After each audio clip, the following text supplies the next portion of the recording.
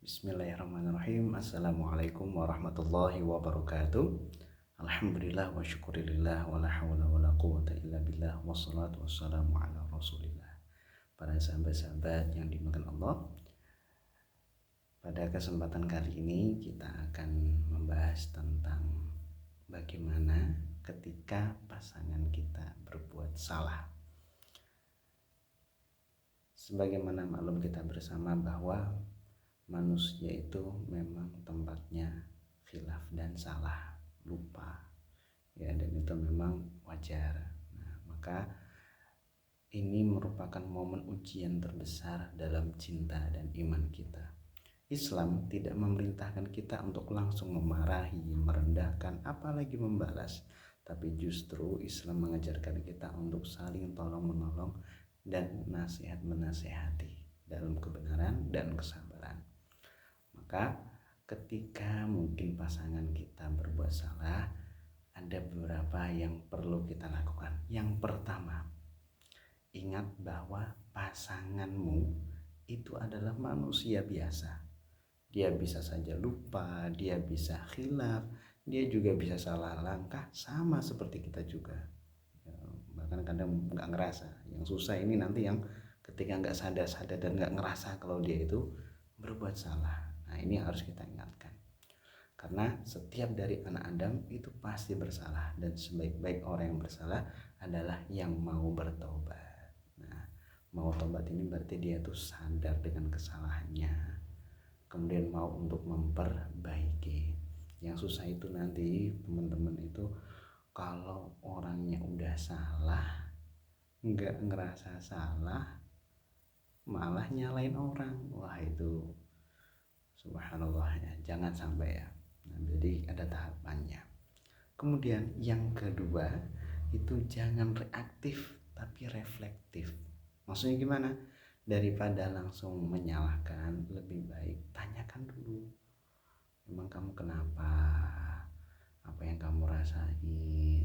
Kita ungkapkan empatinya dulu, kok bisa gini. Dengar penjelasannya, dengar dia itu maunya apa, pengennya apa.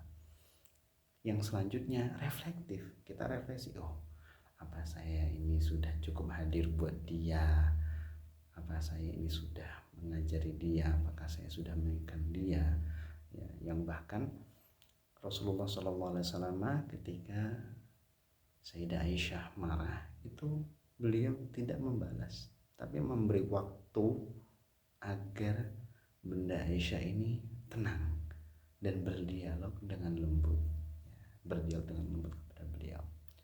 Nah, setelah itu yang ketiga baru nasihati dengan lembut, bukan menyudutkan. Ya, dinasihati, "Wuyo, kowe memang kayak gitu, guys." Jangan seperti itu, dengan bahasa yang lembut, komunikasi yang baik, bahasa yang santun. Karena ingat, dia adalah pasanganmu, bukan musuhmu. Maka gunakan momen yang tenang, bukan saat emosi tinggi. Ya, maka jangan sampai ya saat kita lagi pasangan kita salah, kita malah ikut emosi. Ini jangan. Nah, ini pinter-pinternya kita untuk mengatur emosi kita. Ya, kalau udah api kena bensin kan nanti tambah, ya, itu jangan. Jadilah pendingin bagi pasangan kita. Ya, pilih kata-kata yang menyembuhkan, bukan yang menyakiti. Ya.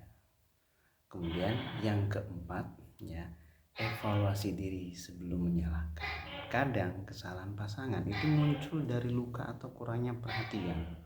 Maka yang perlu kita lakukan, yang pertama memperbaiki komunikasi. Yang kedua, membangun kembali kedekatan kita kepada pasangan kita. Mungkin pasangan kita lagi kesepian, ya, butuh kita tapi kita nggak ada. Mungkin komunikasi kita yang memang kurang kepada pasangan kita, sampai kita nggak tahu. Ya, ini jangan. Kemudian yang kelima, beri kesempatan untuk memperbaiki. Jika pasangan kita menyadari kesalahannya, jangan diungkit-ungkit. Ya, udah sadar kesalahannya, jangan diungkit. Ya, bantu dia untuk bisa memperbaiki diri. karena Islam memuliakan orang yang bertaubat dan mau memperbaiki diri. Kemudian yang keenam, tapi jika salahnya sudah berat dan berulang-ulang, maka ajak pasangan kita untuk bicara serius. Bicara serius ini hal yang penting, ini harus kita bahas ini. Ya. Atau mungkin kalau perlu libatkan pihak ketiga, keluarga atau ustadz atau penyuluh keluarga atau siapa orang yang kita yakini dia bisa untuk menenangkan, bisa untuk menengahi, bisa untuk diajak berdiskusi. Bahkan bila perlu tempuh jalur hukum syar'i secara bijak. Jadi Islam tidak memaksa bertahan dalam kezaliman. Misal pasangan kita ini sudah benar-benar parah kesalahannya, ya sudah, Islam tidak memaksa. Kalaupun memang tidak bisa bertahan, maka ada cara yang sangat terakhir meskipun itu sangat Allah benci, yaitu perpisahan. Maka saat pasangan kita itu salah, jadilah cermin, bukan cakar. Karena cinta yang sejati bukan hanya hadir saat bahagia, tapi tetap bertahan dan membimbing saat pasanganmu sedang lemah dan salah arah.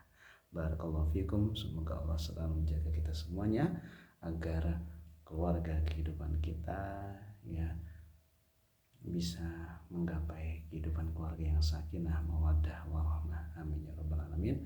Barakallahu fikum. Akhirul kalam, wassalamualaikum warahmatullahi wabarakatuh.